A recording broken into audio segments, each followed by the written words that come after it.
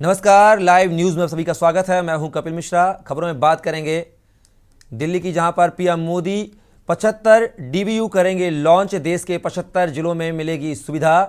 Financial literacy को बढ़ाने का target. PM Modi digital banking unit करेंगे लॉन्च।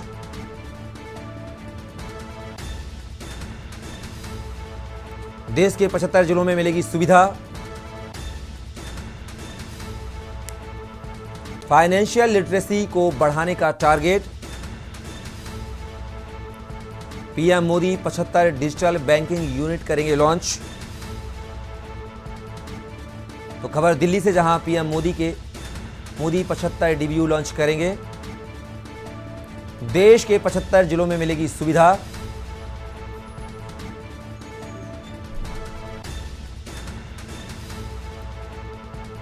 लखनऊ माफी चाहेंगे, दिल्ली से खबर, जहां PM Modi 75 digital banking unit को करेंगे लॉन्च। पीएम मोदी 75 डीबीयू करेंगे लॉन्च। देश के 75 जिलों में मिलेगी सुविधा। फाइनेंशियल लिटरेसी को बढ़ाने का target. PM Modi 75 digital banking unit को करें।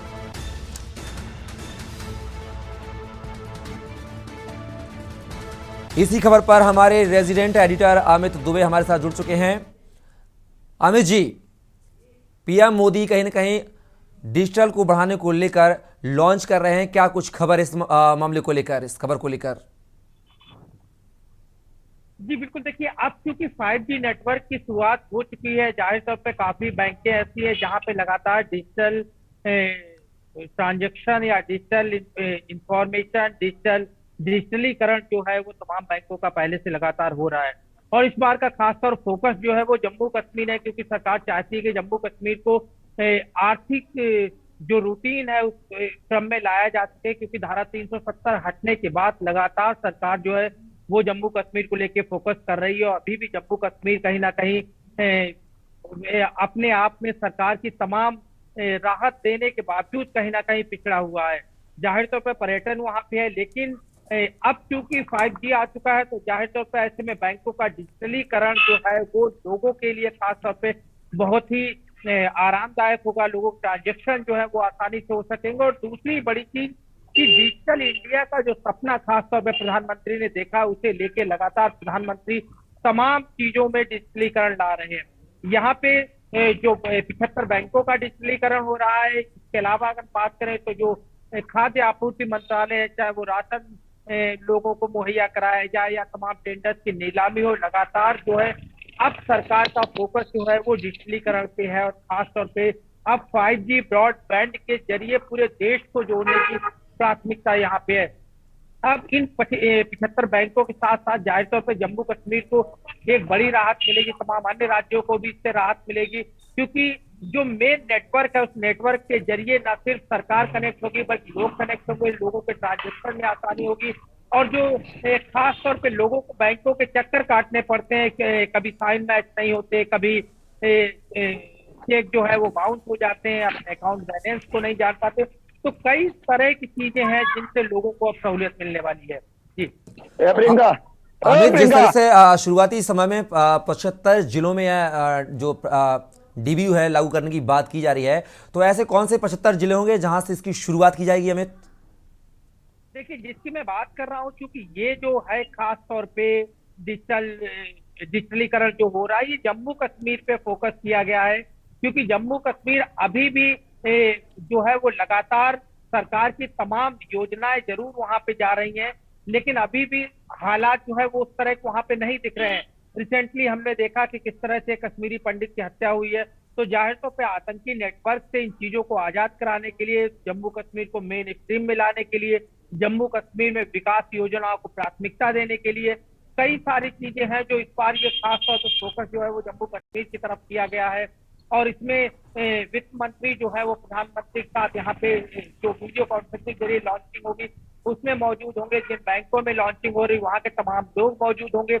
और इससे खासतौर जिसकी मैं बात कर रहा हूँ, जो तमाम बैंक जो है अब तक इससे अछूते हैं, खासतौर पर जम्मू कश्मीर जहाँ पे अभी भी पहाड़ी एरिया में ना सिर्फ नेटवर्क की प्रॉब्लम होती है बल्कि कनेक्टिविटी जो है वो उस तरह की नजर नहीं आती। तो जाहिर तौर पर सरकार ने इन जिलों में कनेक्टिविटी को लगातार बढ़ाया है।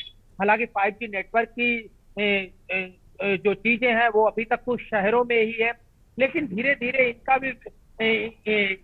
भी विस्तारीकरण हो रहा है। तो जाहिर तौर पर समझा जा सकता है कि 75 जिलों के माध्यम से एक बार फिर तमाम बैंकों और तमाम लोगों को मेन स्ट्रीम में लाने की कोशिश की जा रही है। जी अमित, ये जो डिजिटल बैंकिंग यूनिट है, यह क्या सरकारी बैंकों पर भी लागू होगी या फिर निजी बैंक भी इसमें शामिल होंगे? देखिए, बैंक जो है मोस्टली ज्यादातर सब गवर्नमेंट बैंक हैं, जो खास तौर पे जो प्राइवेट सेमी प्राइवेट बैंक भी होते हैं उनमें भी 50% गवर्नमेंट का शेयर होता है, 49% बैंक का शेयर होता है। तो ऐसे में समझा जा सकता है कि बैंकिंग जो योजना है वो सिर्फ सरकारी बैंकों में नहीं, तमाम बैंकें जो इस दायरे में आती हैं उन बैंकों में लागू होगा।